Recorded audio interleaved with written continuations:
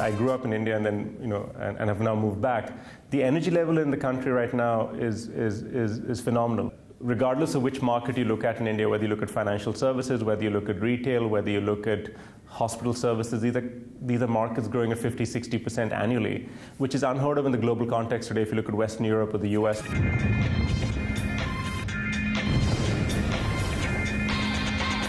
I mean, the situation in Iceland is tough. Now try to think about this. So you wake up one morning and you find out that 1, 2, 3 of the biggest banks in your country, or actually just about any other company in the country, goes belly up.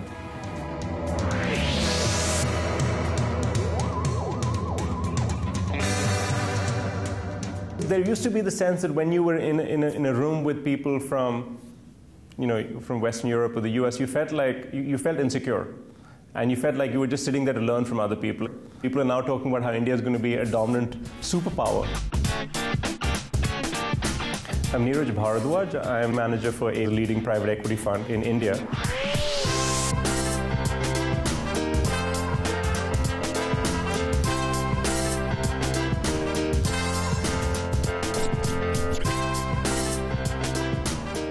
People realize that if they're not in India in 15 years or 20 years in a significant way, they won't be significant in their respective sectors. I mean, it's not a good situation. People are losing jobs. Now, obviously, in other countries, people are used to unemployment rate of 8, 9, 10%. But in Iceland, this is unheard of. I'm an Icelandic. I mean, I'm born in Iceland. I lived 20 years in Iceland. So I'm Jon von Tetzchner. CEO and co-founder of Opera Software. We provide the browser on PCs, provide it on mobile phones, set-top boxes, televisions, game consoles, cars, wherever.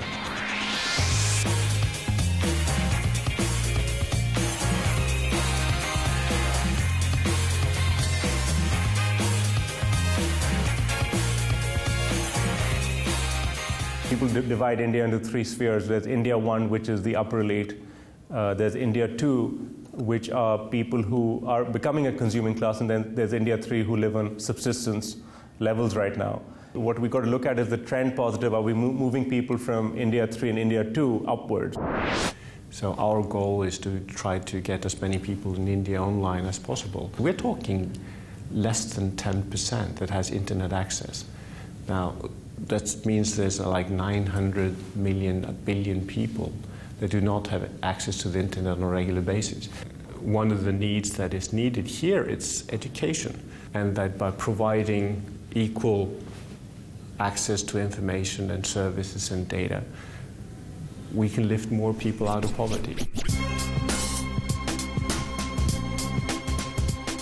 And I don't think you could say we're a new champion today, but we will definitely be a new champion in the future. At the end of the day, it's not like the old champions will go away. They have a role to play, and I think if you still think about infrastructure, leading-edge technology, high-end research, that's all going to happen in the old champions. A greater percentage of economic growth will accrue to India because we do have 1 billion people. We will be doing a lot more than what some of the other countries are doing. What we've seen in Europe, I mean, we are now more or less all in the same boat. Now, why should that not apply to the whole world? Why do we need to define who's inside, outside, new champions, old champions? Or is it not the value that we have equal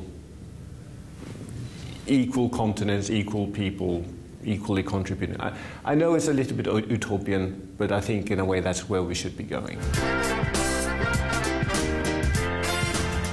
We have a lot of what are family owners, right? People who run the businesses, also people who own 50, 60, 70% of the companies, and that sense of belonging and ownership they have creates a decision-making process which is significantly better than what you see with US public companies where the CEO owns 1% of the company, right? Here people are willing to say this is a company which I'm going to pass down in generations, and therefore, I need to create value here, not just for myself as a shareholder, but I have a longer-term vested interest in this. So I think that's where India can contribute.